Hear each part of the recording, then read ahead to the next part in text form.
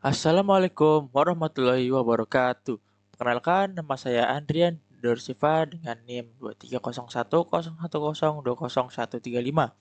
Dan pada video kali ini saya akan menjawab soalan dari UAS Data Mining, di mana pada laporan yang saya buat pada tugas kemarin, saya memberikan judul penggunaan metode klasifikasi pada data mining.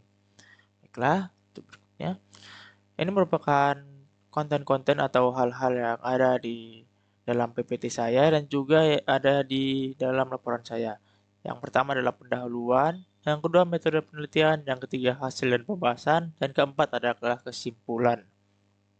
Baiklah, untuk pendahuluan, saya mulai dari data. Data sendiri merupakan sebuah informasi mentah yang didapatkan dari berbagai sumber data seperti website ataupun buku dan sejenisnya, yang dimana hal ini masih perlu diolah untuk dapat digunakan ke depannya.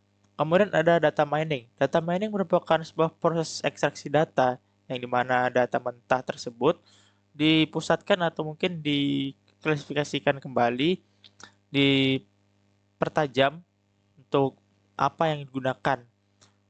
Jadi secara tidak langsung data mining ini merupakan sebuah proses untuk melakukan atau bisa dibilang memasak data atau menentukan hal mana yang ingin kita gunakan dari data mentah tersebut.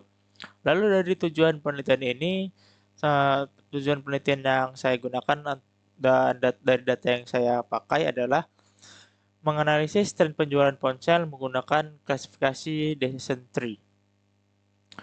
Kemudian tools dan dataset. Pada video ini atau pada laporan ini saya menggunakan RapidMiner sebagai software yang digunakan untuk melakukan olah data seperti data mining, machine learning, dan sejenisnya.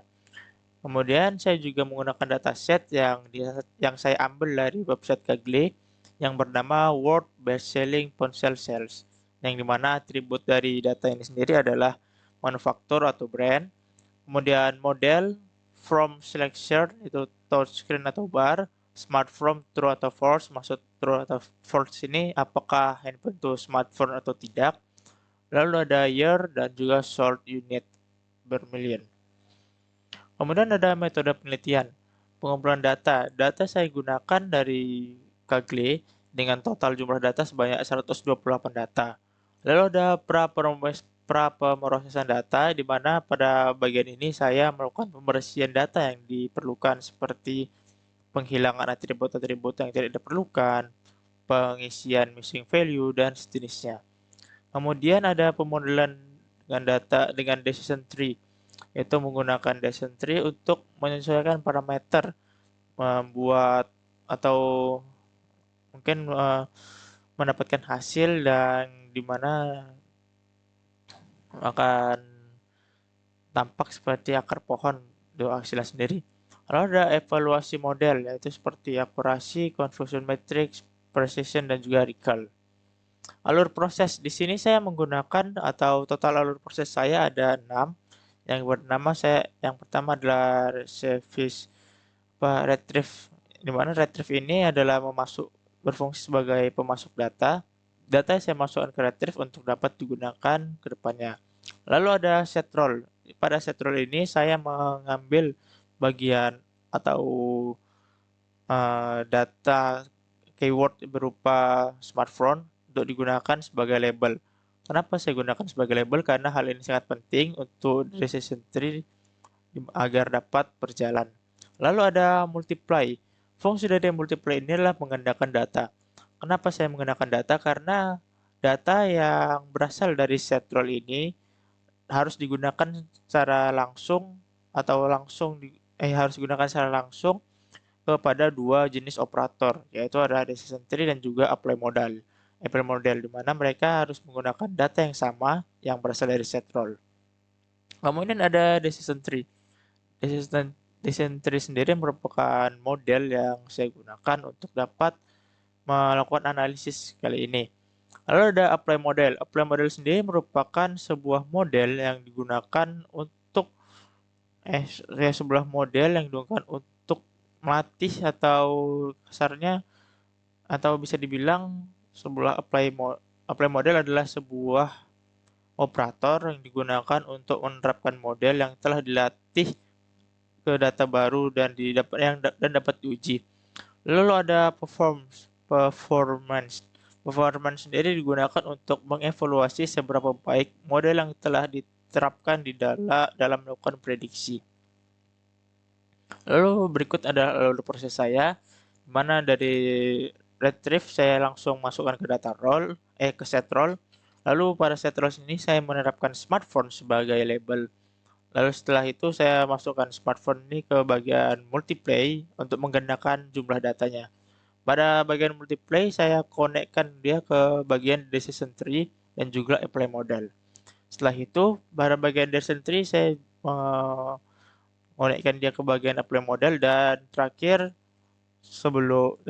saya konekkan dari apply model ke bagian performance untuk dapat melihat uh, keunggulan data atau bagaimana alur model ini bekerja.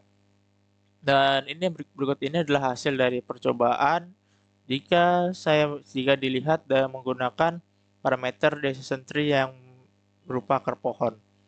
Dapat dilihat di sini sepertinya untuk bagian year semua didominasi oleh true dan rank juga didominasi oleh false.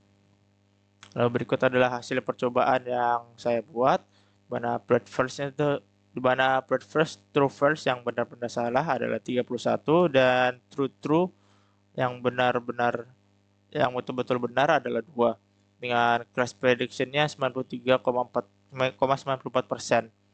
Lalu ada predict true, di mana true first-nya ada 4 dan true-nya ada 83 dengan class prediction sebanyak 95,40%.